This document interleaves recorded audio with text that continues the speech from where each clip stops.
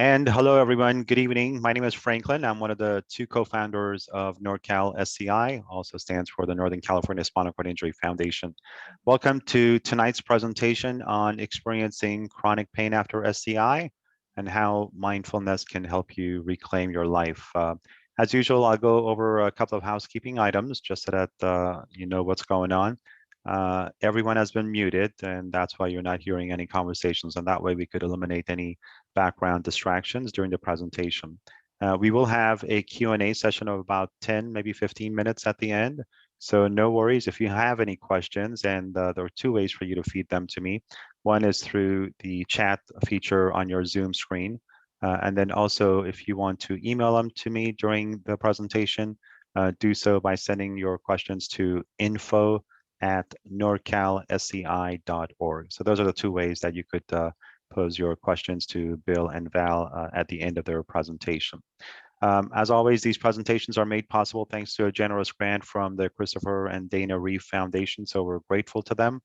And also, as always, we are recording these presentations, and so everyone who registered for one will have a link in an email that they're going to have in their inbox tomorrow morning, so that they could take in their presentation if they missed out on anything or if they need to jump off the call tonight. So no worries, you're not going to miss out on anything. So without further ado, let me go ahead and introduce Bill Van Ollefen and Val Foster. They have both studied mindfulness-based stress reduction at the University of Massachusetts Medical Center, Center for Mindfulness at the University of Holistic Theology. And they're both certified meditation instructors, mindfulness life coaches, cognitive behavior therapy practitioners, again, cognitive behavior therapy, life coaches, and anxiety specialty and mindfulness practitioners. They also just released their newest book, which I know they will be sharing with everyone. It's called Chronic Pain, Reclaim Your Life, 56 Days and 56 Ways to Mindfully Ease Your Pain and Suffering. So there you go. And Bill and Val, you are on your own. Welcome. So we're live. Good evening. Thank you. And thank you all for joining us. So I think I want to start out and ask a question and answer it. Chronic pain, what actually is it? And if you go to a textbook, they're going to tell you something. I'm going to give you a different definition, and this is where we come from. Chronic pain is the monster that'll steal your heart and your soul.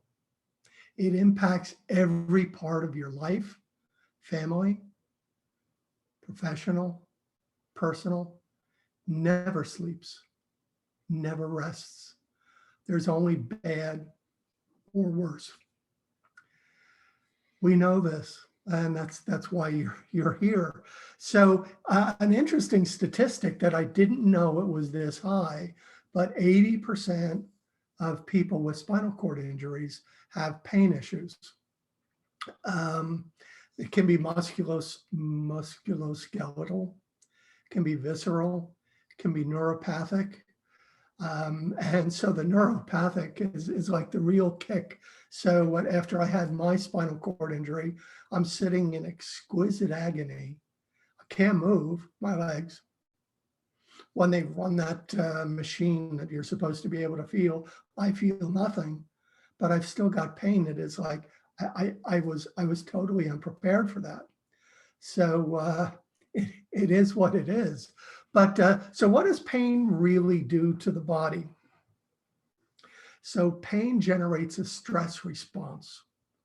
And what is that? So we have a lot of hormones, things like cortisol. And cortisol elevates your entire system. It kicks it into high gear. If you need to be there, you need to have it. But as an ongoing keeping it that high is really, really bad. Among other things, it causes a lot of physical tension.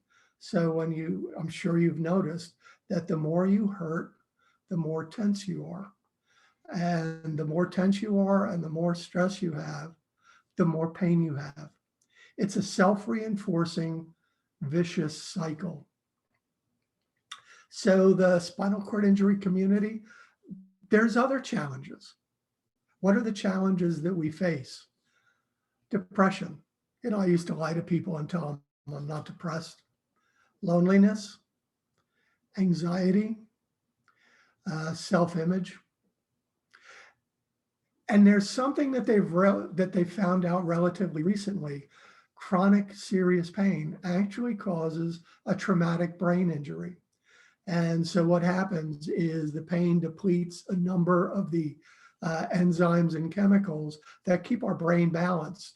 So it's now recognized as a true traumatic brain injury. So we have a deck of cards stacked against us. So that the next big question is, does meditation work? If you think about it, it seems so easy. How could it possibly do anything?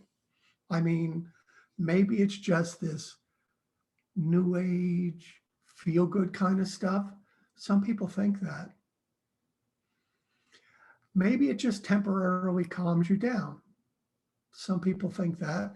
And there's a certain reality to that. And we will teach you tools, and that ability to calm down is really critical if you struggle with pain. So hard science has absolutely proven otherwise.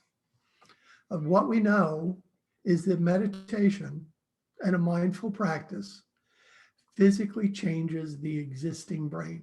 It actually, you probably, if you go back to high school or wherever you last had science studies, they tell you the brain stops growing and getting better when you're about 20, and it's downhill from there. Absolutely not.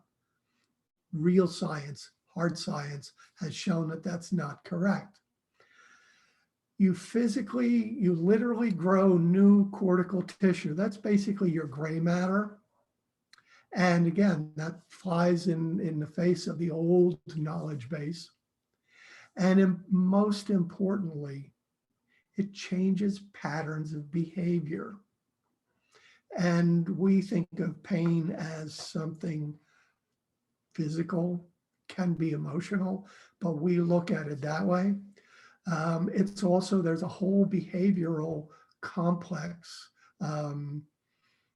that we do, a whole complex behavioral pattern that everybody who has chronic pain falls into. And so science has a name for this, and they call it neuroplasticity. And what that really says, and what neuroplasticity means, is that the brain can change, and it can also reorder itself. And you may see things about neuroplasticity. That word is kind of mainstreamed, but that's really what it means, that we can change our brains and our patterns of behavior, and we absolutely can. So at this point, I'd like to share a picture of the brain. So if you look at the one on the left, it shows a brain of somebody who meditates while they're not in the meditative state. And when we said that people think that when you meditate, everything calms down and your brain just gets really quiet and you might as well be asleep. If you look at the other side of the screen, what you see is the brain of the same person meditating. So black signifies no activity. Red is the highest level of activity, but all brain activity, all color is heightened activity in the brain. So you can see for yourself that that when you're sitting and meditating quietly, there's a lot of things happening in your brain. I want to call your attention to, on the left side, see that little black spot? Remember that. Remember that that's there, and now look to the right-hand side and see that it's not there. We're going to pick that point up later in a little bit later in the presentation. So if we can get me back. So I'm going to tell you a little bit about the brain, and I have a handy dandy hand puppet here so you understand some of what happens. So look at this as your spinal cord, and way in the back here, that's the old reptilian brain that all it does is react. And we as people developed a whole brain. When you meditate, your brain grows new cortical tissue everywhere. But important things to consider is the front here. That's the prefrontal cortex. That's the new brain. There's a lot of new cortical tissue, and it also integrates. So why is that important? A lot of emotion is up here. A lot of focus is up here. Our attention is up here. Our rational thought is up here. That's our executive functions. That's like the CEO's office. If you pull the brain back inside, we have the limbic system. This is how we understand ourselves, how we understand others. And there's a lot of other things that are in here that, you know, if you want a science lesson, I love science. I'll talk all night about it, but most of you will be asleep. But this also grows. A couple other places, the hippocampus, which has to do with memory. But the next thing I want to call your attention to is deep in the brain, you have two of them. They're called amygdala. And what is the amygdala? The amygdala is basically alarm central. That is part of the old lizard brain. That is the part that when something happens, an alarm goes off and you jump, that's the amygdala. And that's where your fight or flight starts. So while everything else grows, the amygdala shrinks.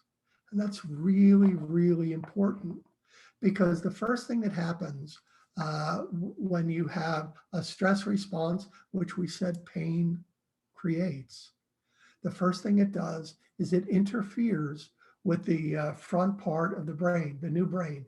It essentially locks out the executive functions. So you're stuck in a very, very reactive state. That's really, really not good for us. So that's the science lesson. So it reduces the amygdala, which has many benefits, and we become less reactive and more responsive. Some neuroscientists say that when you meditate and the amygdala shrinks, it like puts a little space between the outside stimulus and you respond because of that space, instead of a stressor or a stimulus and bam, bam, and you react. So that's why that's a critical part and very important to us. So at Pathway to Mindfulness, we take again a look at pain, and we think of pain and we think of suffering. And they're each unique unto themselves. So what is actually pain? We like to say pain is the real part. That's the real part. So that is our physical pain. It can be mental pain or emotional pain, but that's real. And they can actually measure that. You know, they can look at brain scans and they can measure how much pain you're in. Then there's the suffering part. And believe it or not, the suffering part is what we do to ourselves. And we cause ourselves a lot of suffering. Mindfulness will help you change your relationship with pain, both physically and your experience of pain, how you see what's going on in yourself. 15 years ago, I had spinal cord injury and had multiple surgeries to put me back together. And the pain was so exquisitely agonizing. I had 3 near misses with suicide. There was no protocol, there was no drug, nothing helped it at all. Nothing. Today, and I have to laugh because I'm here, number one, but I'm engaged, and I'm alive. I've reclaimed my life, and I love my life. I really do. So you probably need some hard proof. I know I'm a science guy. As soon as all these things started happening, I'm like hitting the studies. One of the seminal studies was done at Wake Forest University. A group of people, volunteers, they had no pain. And there's a reason for that. By the time you get where we are, it's really, really tough to do baseline, hard scientific studies. So they got a group of volunteers and they were subjected to painful heat for 5 minutes. While they were doing that, they were had a brain scan going on. Most brain scans, they're like slices in time.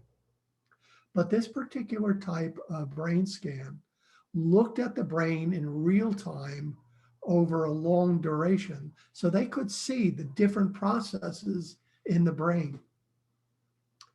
And what the scans revealed is that there's a lot of activity, very high activity in the primary somatosensory cortex. And we know that that's where you feel pain. That's where you physically feel pain. It determines the source and the severity. So the volunteers attended only four 20-minute classes to learn a meditation technique called focused attention, which is part of what we do. And it trained them to focus on their breath, let go of their thoughts or emotions, just come back to the breath.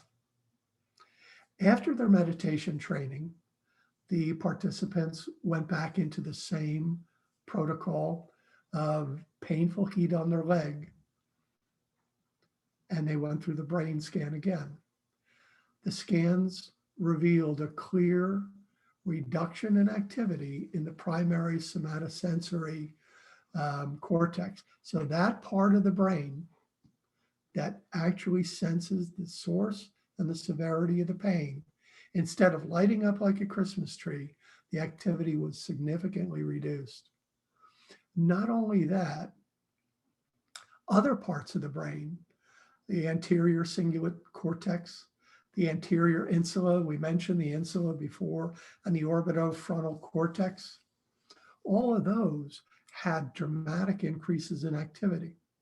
So remember back that brain scan, we showed you the part that had the little black hole. That's the part of the brain that has increased activity. And what actually happens there, that's where how you experience pain. So in the somatosensory, that's pain, where and how much. The other part is, okay, what's my experience of pain? So your experience of pain changes for real. And it's also because it was a seminal study. It's been peer reviewed over and over, where outside people, University of Arizona, guy Alex Zoutra, he like climbed through the data. And I've read these studies and they're not for the weak of heart, but he said unequivocally, there's nothing to account for everything that's happening other than meditation and pain, and your experience of pain will change if you meditate. And I think we're good. And I'm going to turn this over to Val. I do talk. So what do we actually do? We teach a very gentle, unique approach to mindfulness. To the best of our knowledge, nobody teaches it like we do. It's totally different. There are about 20 different styles of meditation, and alone, not one of them reaches all parts of the brain. So we really looked at how each unique form of meditation how it stimulates the brain. And we came up with our formula. It's based on a centuries-old practice. It's called Vipassana. And in its simplest form, it's an unguided, silent, insight meditation. We combined it with loving kindness and happiness. And the three working together stimulates all parts of the brain in a very positive manner. Our system, we have found, because we've had many clients, is most effective in helping change patterns of behavior, which is what Bill spoke about. And how did we go about doing this? Well, Bill was our guinea pig. That he was the one that nixed or yayed, said yes to much of what we were doing. And as we kept adding components to our program, strange things really began to happen with Bill. All of a sudden, he began to really enjoy life. He began to live. He began to thrive. He's a totally different person than he was 15 years ago.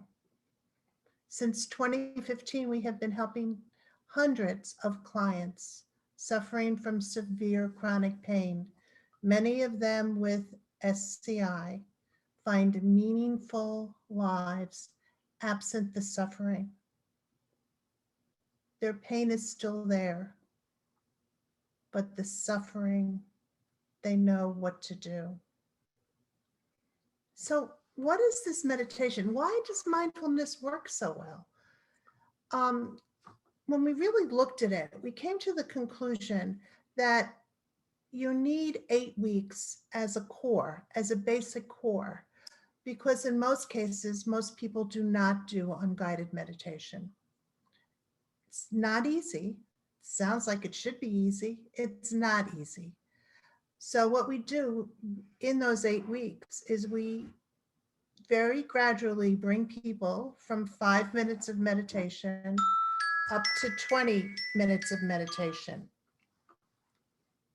We do it gradually because we really think it's something that takes time. We include lessons about how we think and why. We learn to breathe. It's something, the breath, if we didn't have the breath, we wouldn't be here. But how many of us really pay attention to our breath? And the breath is such a calming, wonderful tool to pay attention to. We train clients to seek out the pleasant, to learn how to look for the pleasant events in our lives instead of focusing on the unpleasant. We focus on what we call the triangle of self-awareness. And we talk about the interaction, our thoughts, our emotions, and our physical sensations. They all play a role in how we feel, but we begin to really notice that, and it's so important. We learn how to practice self-care, self-love, loving kindness to self. So often we're very willing to give love or show kindness to others, and we put ourselves last. So we learn the value of self-care. We offer tools to manage pain. It's not easy, but it can be done. And we talk about the baseline pain and flare-ups. The net of all of this is that you will change your patterns of behavior. And you can live a life without unnecessary suffering. You will learn how to change your relationship with pain. And, we really feel strongly too that it's not only about a person who is suffering chronic pain. We love it as well if the caretakers or family members embrace the concept as well, because then it opens the communication that often stops, especially if you're in chronic pain. Communication is key to, to a full, thriving life. Um, what we're going to do now, I think, is Bill's going to lead you through a meditation that we call SAFE. But before we do that, we would just like to make a pitch. Do you want to do that? About classes. Uh, So there are a couple of things that we would like to extend. So we do have a new book that's available on Amazon. it's our first book. We actually did it in 2 books. We did, it's just a regular mindfulness book, but we did the book and we did a journal. And then when we did this book, we thought, well, let's make it a little bit bigger, and we'll combine the book and the journal together so that everything is here, and this becomes your Bible.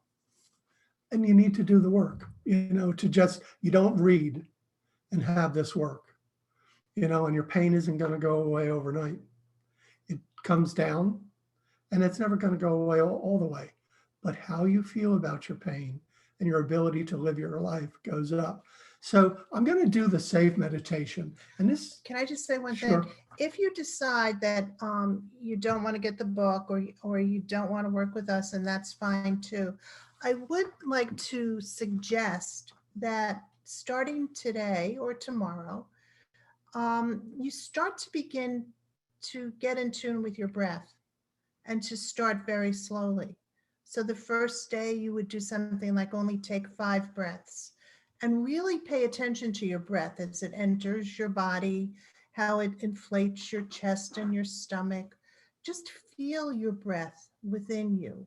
Sometimes you can only feel it in your head. That's fine as well. Just feel your breath and become conscious of it. And as you go along every day, increase the time you sit quietly and just breathe. So the one last thing before I do SAFE, we work in classes and we work individually as well. And if we can get 3 people in any one class time, it would be $150 per person for an 8-week class. And if you choose to do it alone, individually, it's $400 for the 8-week class. So now I'd like you all to just be a little bit comfortable. Just be a little bit comfortable. If you don't mind, I'd ask you to close your eyes. If you don't want to close your eyes, just unfocus and gaze downward. And I want you to breathe. And this is SAFE. And this is very, very targeted about what happens to us when we experience pain, and it's especially good for a flare-up. So SAFE. As you exhale, I want you to soften your body. With each exhalation, relax your shoulders, relax your jaw, relax your temples, relax your forehead, soften, think soft. Breathe, and as you exhale, soften the body.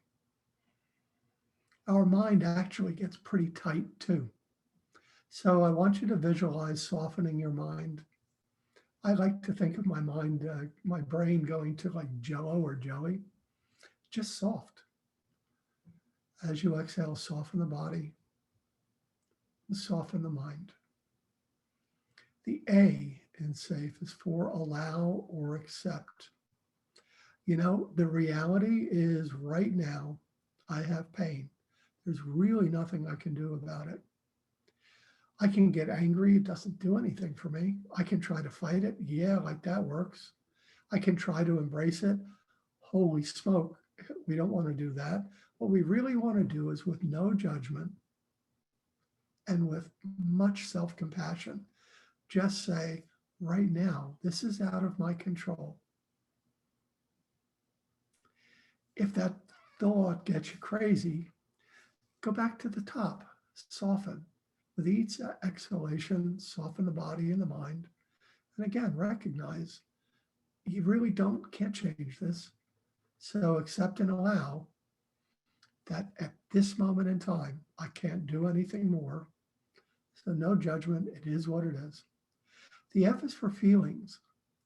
We really need to acknowledge what our feelings are.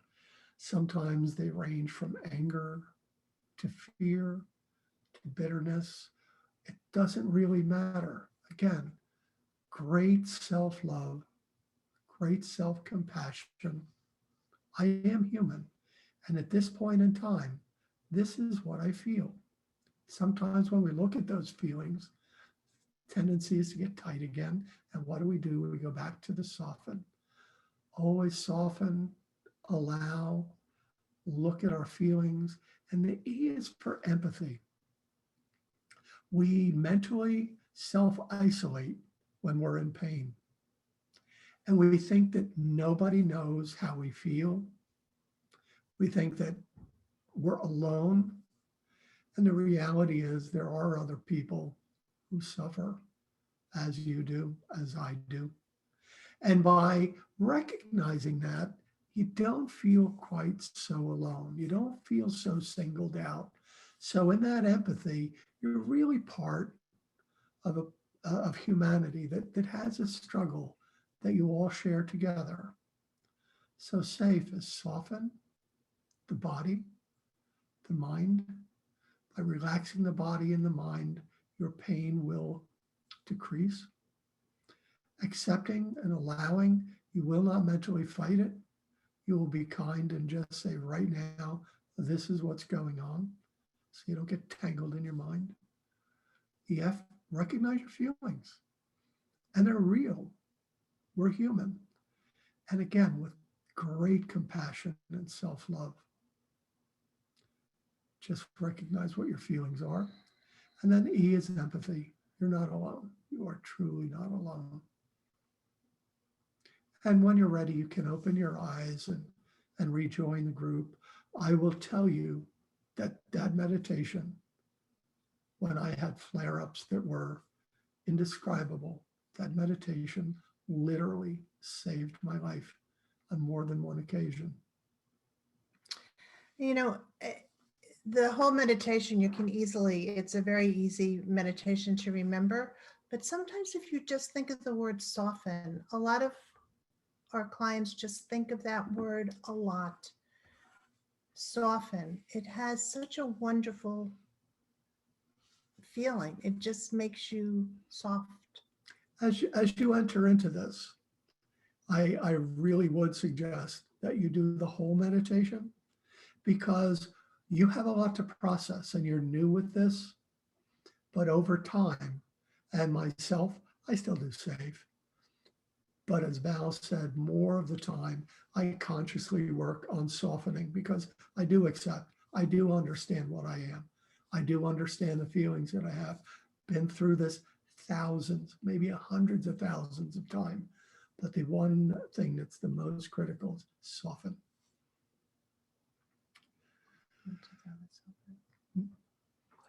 So I think it would be a good time to go into questions. Sounds good. Question number one, what is the role of the pain receptors in your brain, and how does mindfulness sort of interact with those pain receptors? So as we said in the beginning, that's the somatosensory cortex. And that's what discriminates and understands the location and the severity of the pain.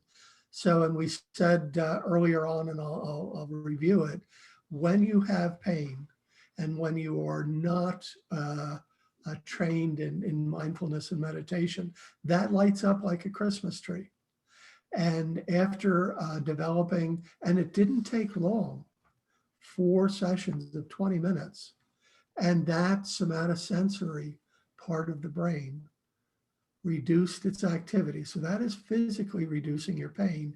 And again, that more central part with all those big fancy words, anterior cingulate cortex, anterior insula, orbitofrontal, those are your experience of pain. So the actual receptors reduce you feel less pain, and the other parts of the brain change your experience of the pain, because pain is not just physical, it is emotional, and it encompasses the whole brain, actually. Okay. Next question, Bill. Have you found guided imagery meditation helpful? So I think that, do you want to throw at that one? Yeah, well, part of what we do, like the first meditation that we'll go through, and as I said, we teach unguided, but the first meditation that we go through in the first class, we talk about what we call anchors. And one of our anchors can be imagery. It can be a place that you find peace. It can be a color. It can be anything that brings you a certain sense of, I want to use the word softness. So we do use imagery, but we don't, but our eyes are closed or they're cast down. We're not looking at a specific.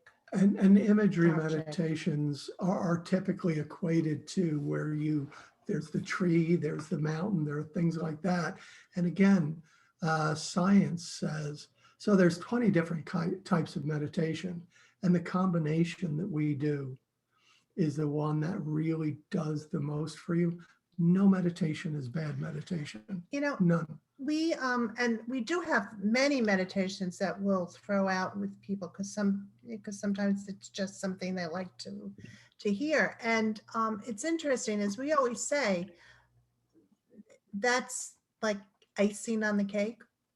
That's not to replace your 20 minutes of unguided meditation a day, which is what you want to work up to. That's what really changes the brain and the patterns of behavior. Okay, great.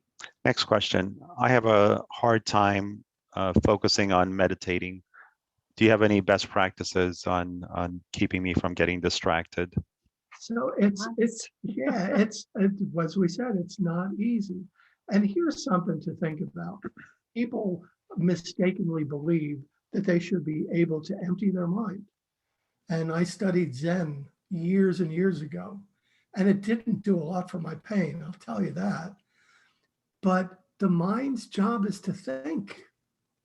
So to think that you're not going to think, that you're not going to be distracted, it's kind of folly.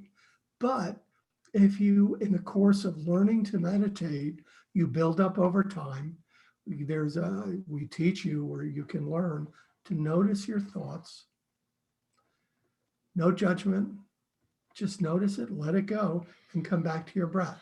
And the curious thing is, each time you notice the distraction and you come back and you say, holy smoke, there goes my mind again, off on its own. When you come back to your breath, bang, a whole new set of neural synapses.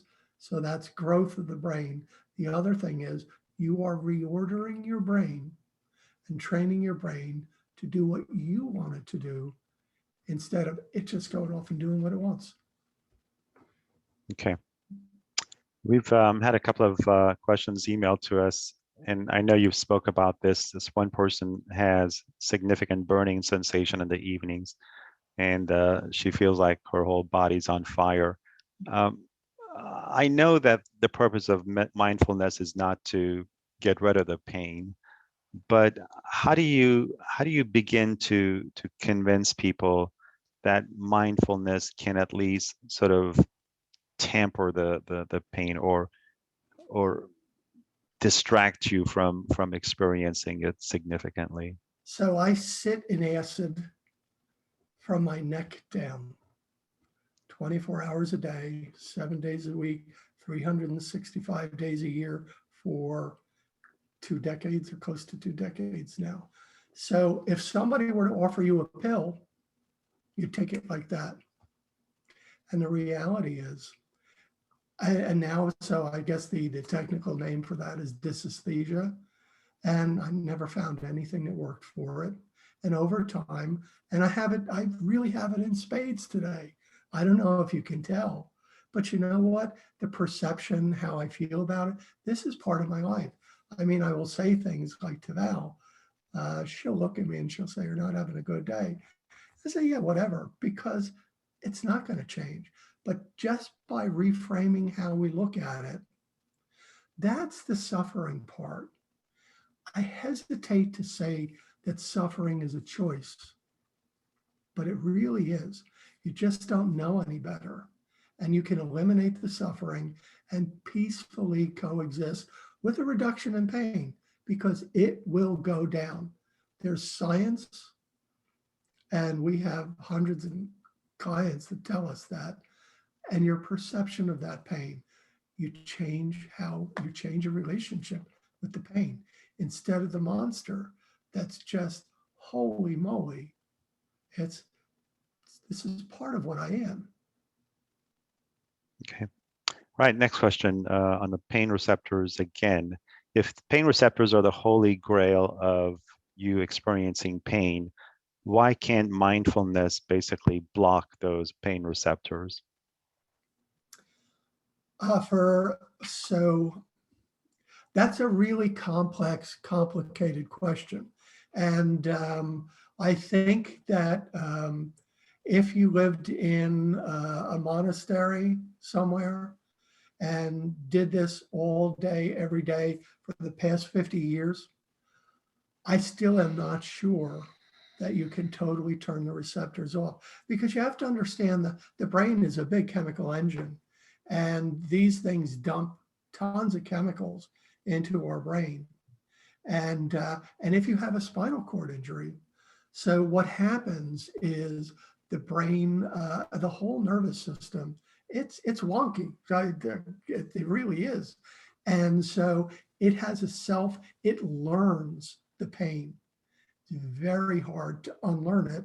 And the fact of the matter is, you have an insult in your spinal cord, and that will continually generate pain. I actually investigated so I do walk. I have 60% deficit, but I am a walker. I can walk. The pain is so bad.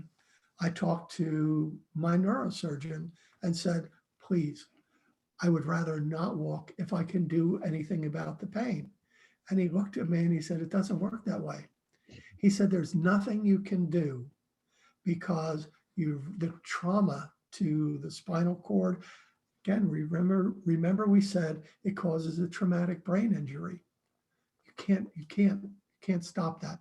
And it's part of the nature of the brain. Pain has a legitimate place in the human existence, but for us, it's gone haywire.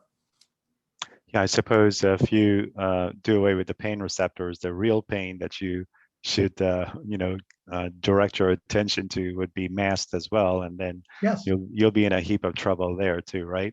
Yeah, and there are people who feel no pain, and they many of them do not have long lives because they have no warning system. So they get horrible burns and all sorts of stuff. So Right. sounds good, but you need it. Yep. Okay, next question. You said that they can see the pain on a brain scan. Does neuropathic pain show also on a brain? Yeah, absolutely. So that pain, that annoying pain that I can't move, I can't feel anything there, but I feel the pain there. Yes, they measure pain in the brain scans. And it's that activity in the somatosensory cortex. They see that light up. That's pain. All right. Next question. Can the brain shut down your body when you're in a lot of nerve pain, meaning make you go to sleep sometimes a few minutes or a few hours and you wake up with a level of pain more bearable? So that's hard to answer. And I will tell you that sleep is a challenge for me. But on a really good day, when the moons and the planets are in alignment, I can sit or I can meditate in really a lot of pain. And I somehow move away from it. And I can't do it on command. I do use meditation to help me sleep. I use SAFE to help me sleep, the soften, and a number of other techniques. So it is beneficial, but it is not 100% on command cure-all. Okay. All right, this next question, it's a heavy one. She says that I am in so much pain, I cannot even fathom being able to focus on meditating for 1 second. Been there, done that. I mean, I'm telling you, I don't like this to be about me, but I sat 3 times and I don't know why I'm still here. That's the levels of pain that I was at. And with all our pain clients, especially the pain clients, the real heavy duty ones, that really the first 5 breaths. And so for that, something like the safe meditation, because you're not consciously aware of how it's affecting your body. So it's a practice and it does work. And if you're in that much pain, and I certainly believe you, the beginning is tough and it's slow. But I think for all the clients that we've ever had in our practice, only one was unsuccessful. Okay. This next question is going to be sort of close to home with you, Bill, and you sort of addressed it a couple of times tonight. This person is asking, how do I get away from the daily thoughts of suicide because of pain? So meditation changes our patterns of behavior. So the mind is a negative space. There's thousands of years of why that is. It was a survival technique. So we dwell in the negative. Pain strips the enzymes and the chemicals and all these hormones. And so we literally become that brain injury. We're not really right. And you know what? I truly get when it's so bad that all you think about is self-termination. The practice, your brain changes. We help you. And you do need, if you're that bad, you need help. You're not going to, it's not an easy path. But part of the rest of the program, the lessons, teach us about why we think the way we do. And so we subtly change between the meditation, which helps it. So right now, you've got a chemical superhighway to suicide. And that's clear science. And what we help you do when you neuroplasticity takes that superhighway and it builds a different highway somewhere else. That's the easiest way to describe it. Yeah, very well said. All right, next question. Can meditation stop the hallucinations from the scar I got across from my head from the accident that I had? So medication and hallucinations as a result of probably a nice head injury. I can't answer that. I really won't go out on a limb and say anything about that, because if you have hallucinations, there's clearly some sort of a brain injury, traumatic brain injury. We do know that because of neuroplasticity, you change and your brain changes. How much a brain heals depends very much on the injury. That's a real tough one. And I can't honestly say yes or no. But again, if somebody said, take this pill for 8 weeks and sit for 20 minutes, you'd give it a try. Well, forget the pill, try meditating and see where it takes you. There's science that says meditation is better than opiates and opioids for most pain if you learn the practice. Have you found from your experience as well as your clients that this approach can potentially replace medications? Yes. So I have an intrathecal pump, and the only thing that it deals with is the spasticity. I take nothing for pain. Okay. And I found out it never really helped.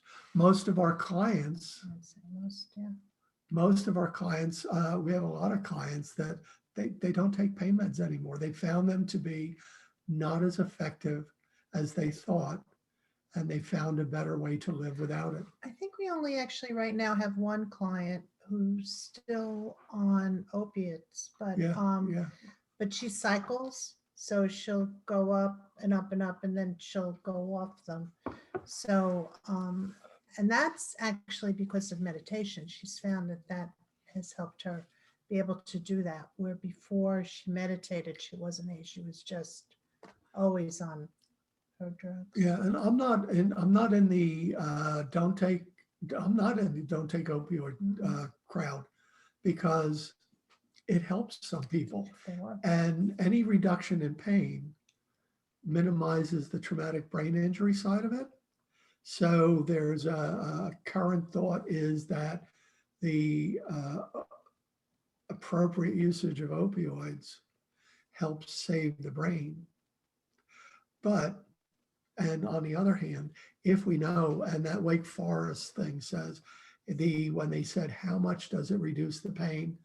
They said it's a solid 40% after those four times. So if you can really knock off 40% of your pain, if you can change your relationship with pain, if you walk on the sunny side of the street, I know it sounds corny, but if that's where you come from, and you come from a place of love and compassion, you can. And as Val said, we only have one that's still on it, and we had a lot of them that were on it when they started with us. Okay. You mentioned spasticity, and we actually did get a question about spasticity. The question is whether or not mindfulness and meditation can potentially help decrease the level of spasticity. What's been your experience with that? I got to be honest, I do not find it particularly effective, because if you understand spasticity, and there's a couple levels of it, one of them is you have an insult and you have an electrical, what it is it's an electrical, so there's multiple types of spasticity. So you have tone, which is one thing, and the actual spasms, which can be horrific, but that's really like an electrical storm. If I look at my legs as I go into a spasticity or a spasm thing, you can watch the muscles dance in the weirdest, not a whole muscle contraction. You can, I think the correct name is fascination, but you can watch all the muscles, and then I do know what's coming. And then all of a sudden it's bam, pain, I'm okay. But so there's always pain associated with the spasms. Mm-hmm. That part I can deal with. The suffering that came when I knew that I was going into the spasms that would break bones. Right. So Bill, in terms of one of the questions is, do you have to meditate at the same time each day, or can you change it up? How do you determine how long to meditate so that the effects of it would be lasting? This is an easy question for us, because science has proven that it's 20 minutes of unguided meditation a day will change your patterns of behavior and will really start building those neural pathways. So as we said, in the 8 weeks, we do get our clients up to 20 minutes, and it's relatively easy. I mean, we start with kids we usually start with them when they're like 8 to 10, and they're meditating 20 minutes a day within a few weeks. It's just, again, it's a practice, and we're very careful in giving people the tools that they need to be able to sustain a longer meditation. And time of day, so I meditate first thing in the morning. We have other people who don't, who meditate an hour or two before they go to bed. We have people who meditate just as they go to bed because they say it helps them sleep. Meditation is experiential. That means it's always different for everybody. And what works for me, the time, the place, etc., does not work for Val, or it won't work for you. Okay, very good. Next question. How is hypnosis different from meditation, and can they work together? Well, hypnosis is hypnosis and meditation is meditation. I don't see any real correlation between the two. Self-hypnosis, or if you do hypnosis and then get into self-hypnosis, it does change the waveforms in your brain. And when you get into a meditative state, there's a very significant increase in theta waves and some of the others, the elusive ones that are very powerful for the brain. But hypnosis is not going to change your brain. There's no neuroplasticity attached to hypnosis. If it works for you, that's fine. Any modality that works, good for you. But in terms of making real changes in your brain. Okay, very good. All right, those are all the questions we have. Val, can you hold up that book again, please? Sure, absolutely. So it's available on Amazon in a It is. paperback. Chronic pain. And we'll have a link to it in the email that we're going to send to everyone. And you were showing it to me earlier. It's got some sort of workbook, pages of workbook. If you every day, can you see it? Yep. Has questions that you answer, and what is the importance of what is the role of those questions? What do you try to do? Okay, establish a meditation practice.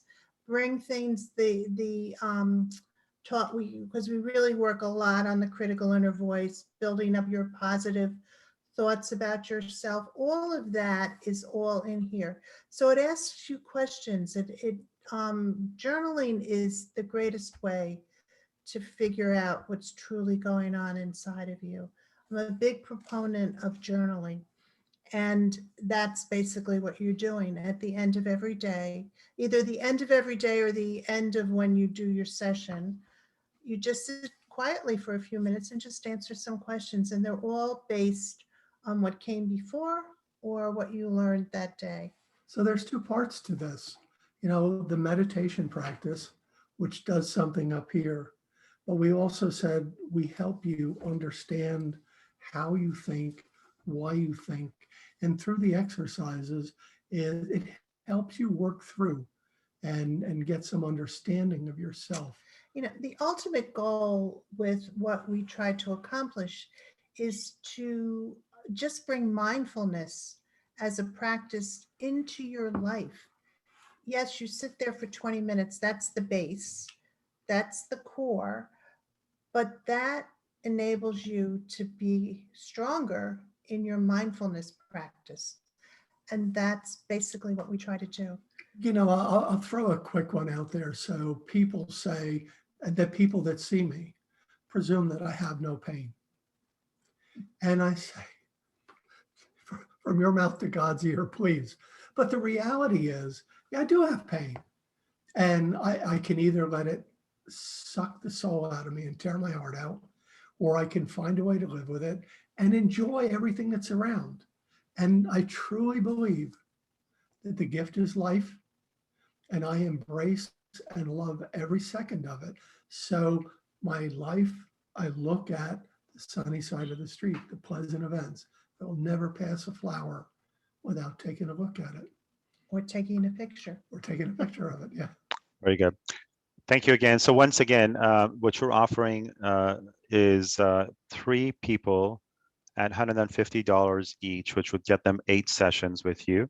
And these would be done through Zoom, I assume, yes. Right? Or if an individual wants to do all the 8 sessions privately by themselves, it'll be $400. Great. I will be sure to put contact information for Bill and Val in the email that you're going to get tomorrow, folks. And that way, if anyone wants to take a plunge and give it a shot, I think the nice thing about it is that we're not talking about taking any medications, right? Right. No medication. And you know what? And we'll also extend, if you have a question that wasn't answered tonight, just send us an email. We love questions. We love to answer questions. Hopefully, we like them better when we can answer them. All right. And yeah, thank you, Val. Thank you, Bill, for taking the time. I know it's late over there in the evening.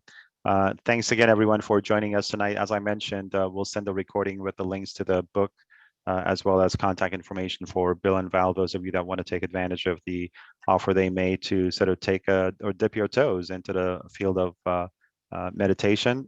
You'll have that information as well.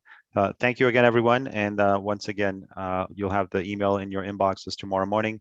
And have a good night, everyone. Thanks, Bill. Thanks, Val. And Thank thank you, you all. Franklin. Thank you Okay. all. Have a good night, everyone.